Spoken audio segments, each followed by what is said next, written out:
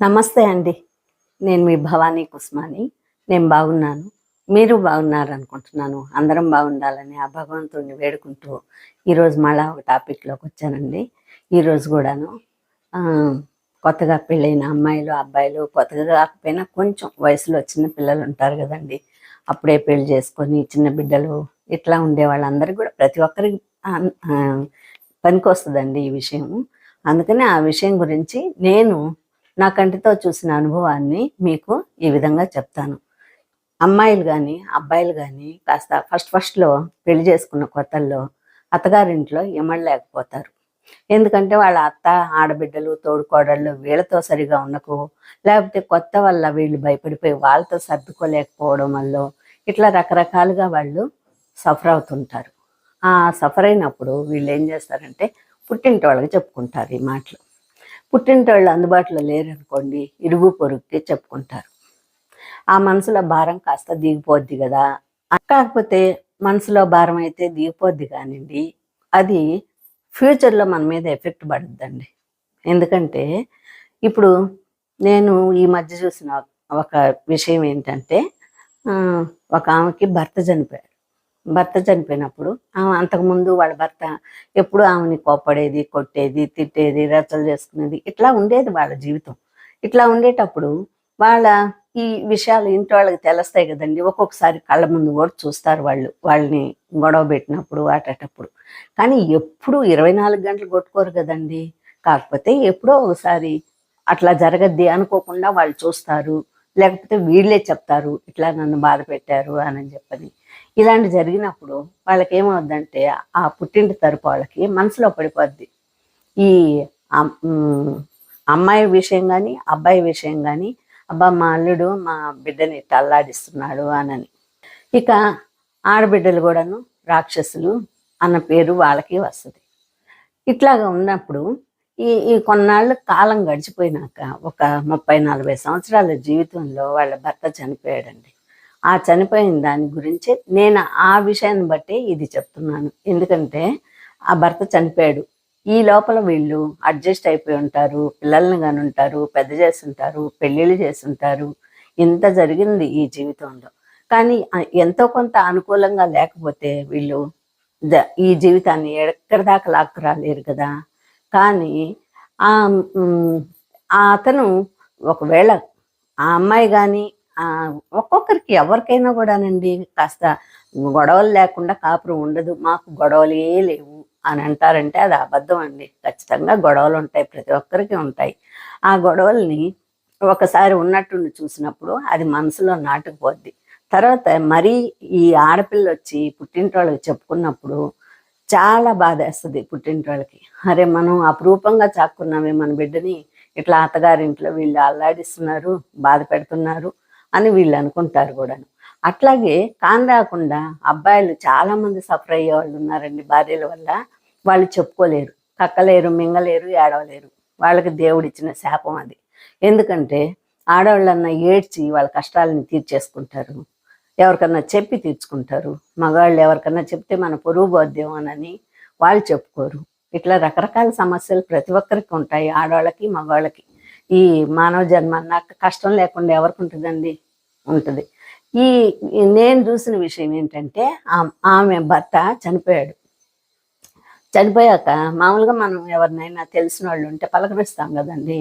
అట్లాగే నేను పోయాను పలకరించడానికి పోతే అప్పుడే కొంతమంది చుట్టాలు వాళ్ళ ఇంట్లో ఉన్నారు, వాళ్ళు ఉన్నారు. ఇక కొత్త వాళ్ళు వచ్చినప్పుడు కొంచెం బాధపడతారు కదండి, చెప్పుకొని నా భర్త అట్లా ఇట్లా అని. అట్లాగే ఆమె చెప్పుకొని బాధపడుతూ ఉంటే ఈ వాళ్ళ పిన్ని వచ్చింది అప్పుడే ఊరు నుంచి. వచ్చి రాగానే ఈమె పెద్దగా ఏడ్చేసింది. ఆమె వచ్చేసి ఆమె చాలా పెద్ద ఆమె బాగా. ఆ పిన్ని వచ్చిన తర్వాత ఈమె ఏడ్చేసింది పెద్దగా. నాకు ఇట్లా అయిపోయింది. ఒక రకంగా భర్త చనిపోయాడు, ఒక రకంగా ఆడవాళ్ళకి ఆశ ఏంటంటే పసుపు కుంకాల మీద ఆశ ఎక్కువండి. ఇవి కూడా ఉంటాయి కదా. ఈ ఈ బాధలన్నీ కలిపి ఆమెతో అదే పెద్దగా ఏడ్చేసేసరికి ఏం చెప్పలే, విషయం ఏం చెప్పలేదు. మన వాళ్ళు అని వచ్చినప్పుడు తన్నుకొని వస్తుంది ఆ ఏడుపు. అప్పుడు పెద్దగా ఏడ్చేసరికి వాళ్ళ పిన్ని ఏమన్నదంటే, నువ్వు అంత ఏడవలసిన పనే లేదు, ఆయనేమి నేను సుఖపెట్టలేదు అని చెప్పి అన్నది. ఆ మాటకి నాకు ఏంది ఈమె ఇట్లా అంటుంది అనిపించింది. తర్వాత అప్పుడు నాకు రియలైజ్ అయ్యాను, అవును ఈమె ఎప్పుడో ఒకసారి వాళ్ళ భర్త గురించి ఆమెకి బ్యాడ్గా చెప్పి ఉండొచ్చు, అది ఆ మనసులో నాటుకుపోయింది. పెద్దవాళ్ళు కదండి, వీళ్ళ మీద ప్రేమతోటి ఎదుటోళ్ళ తప్పుల్ని వాళ్ళ మనసులో ఉండించుకుంటారు, ఉండిపోతాయి వాళ్ళకి. అందువల్ల ఏమైందంటే ఈమె ఆ మాట అనింది. కానీ ఆ తర్వాత అది జరిగిపోయిన తర్వాత ఒక 2-3 నెలల తర్వాత ఆమె నాకు ఎన్నిసార్లు చెప్పి బాధపడిందంటే, నా భర్త చనిపోతే మా పిన్నమ్మ ఇట్లా అన్నారు, ఇప్పుడు ఎవరు చెడ్డోళ్ళు అయ్యారు? నిన్న ఆయన ఏమి సుఖపెట్టలేదులేమ్మా, ఆయన చనిపోయినందుకు నువ్వు బాధపడాల్సిన పని లేదు అని వాళ్ళ పిన్ని అన్నది. ఈమె మీద ప్రేమతోనే అనింది ఆ మాట. ఇప్పుడు ఆమెకు బాధ అయిపోయింది, ఇప్పుడు భర్త లేడు కదా దగ్గరగా. అందువల్ల ఆమెకి మా పిన్ని చూడు ఇట్లాగా మా భర్త గురించి ఇట్లా అనింది అని ఆమె రోజు అంటుంటుంది. అప్పుడు నేను అన్నాను, అందుకేనండి ఏదైనా కూడాను మనము పెదవి దాటితే పృథ్వే దాటిపోద్ది అని అంటాము. ప్రతి ఒక్కటి కూడాను మనము అన్నీ చెప్పుకోకూడదండి. కొన్ని విషయాలు ఇప్పుడు మన ఆడబిడ్డలు ఉంటారు, తోడుకోడళ్ళు ఉంటారు, అత్త మామ ఉంటారు. ఫస్ట్లో కొంచెం వాళ్ళు బాధ పెట్టిన కాలక్రమేణా వాళ్ళు మనతో కలిసిపోతారు. కలిసిపోయినప్పుడు ఏమవుద్దంటే మనం పాత విషయాలు వాళ్ళకి చెప్పుంటాం కదా. ఇప్పుడు మనం ఇంత క్లోజ్గా ఉంటే కూడా నువ్వు వీళ్ళు మనసులో అనుకుంటుంటారు, ఇన్ని కష్టాలు పెట్టినా కూడాను ఈమె ఇట్లాగే ఉంది అట్లాగే ఉందని వాళ్ళ మీద చెడుగా చూస్తుంటారు. ఇప్పుడు వీళ్ళకి అటాచ్ అయిపోయారు కదా ఈ ఆడబిడ్డలు వీళ్ళంతాను. ఇప్పుడు వీళ్ళని ఒక మాట వేరే వాళ్ళు అంటే ఒప్పుకుంటారా? బాధగా ఉంటుంది. అరే మా ఆడబిడ్డని ఇట్టన్నారే, మా తోడుకోడల్ని ఇట్టన్నారే, మా అత్తగారిని ఇట్టన్నారే, ఇవన్నీ ఉంటాయి. అంటే ప్రేమ పెరిగే కొద్దీ వేరే వాళ్ళు ఒక మాట అంటే వీళ్ళు భరించలేరు. అట్లా ప్రతి ఒక్కరి విషయంలో అండి, ఆడపిల్లలైతేమి మగ పిల్లలైతేమి అందరు కూడాను అట్లాగే అనిపిస్తుంది. కాబట్టి ఎప్పుడు కూడాను మనం ఏమి చెప్పుకోవాలనుకున్నా, చెయ్యాలనుకున్నా మనం కొన్ని ఆలోచించుకొని ఎవరికి చెప్పాలి, ఎట్లా చెయ్యాలి అనే విషయాలని మనం చెప్పుకుంటే అప్పుడు మన మనసు మళ్ళీ ఫ్యూచర్లో బాధపడకుండా ఉండే విధానంగా ఉంటుంది అని నేను అనుకుంటున్నాను. నేను ఆమెను చూసినందువల్ల ఈ విషయం పిల్లలకి చెప్దాము, వాళ్ళు కూడా జాగ్రత్త పడతారు. పెద్దవాళ్ళు చూసుంటే వాళ్ళ పిల్లలకి చెప్పుకుంటారు, పెద్దయిన వాళ్ళ పెళ్ళిళ్ళు అయిపోయిన తర్వాత ఇట్లమ్మా ఇట్లా ఎవరికి చెప్పకూడదు చేయకూడదు అని. మరీ మనకి చెయ్యి దాటిపోయిన తర్వాత అయితే మనకి ప్రాణాలు తీసే అంత మూర్ఖుడైతే మాత్రం చెప్పుకొని మనం కష్టాలని బయటపడాలి. అంతేగాని చిన్న చిన్న విషయాలకి అన్నిటికీ చెప్పుకొనేసి ఎదుటి వాళ్ళ దగ్గర చీప్ అయిపోవడం అంటే చాలా తప్పు. తర్వాత మన భర్తని వేరే వాళ్ళు ఒక మాట అంటే మనం ఎంత కొట్టుకున్నా ఎంత తిట్టినా మన బిడ్డల్ని దండిస్తాం. మనం చదువుకోలేదనో, చెప్పిన మాట వినలేదనో, లేకపోతే ఇంకొక అన్ని విషయాలు ఉంటాయి, దండిస్తాం. కానీ అదే వేరే ఇతరులు కనుక ఒక మాట అంటే అంతెందుకండి, అమ్మ తిట్టద్ది కొట్టద్ది, అదే నానొచ్చి మళ్ళీ పిల్లల్ని కొడుతుంటే ఈ అమ్మకి మనసు విలువెల్లాడిపోతుంటుంది. అరే బిడ్డను కొడుతున్నాడే తిడుతున్నాడే అని. అట్లాగే ఆ తండ్రికి కూడా ఉంటుంది. మనుషులు మనస్తత్వాలు రకరకాలుగా మారుతుంటాయి కాబట్టి కొన్ని విషయాలు కొన్నే చెప్పాలి. తర్వాత మీరిద్దరు మళ్ళా బాగున్నారా లేదా అదొక్కటే కావాల్సింది.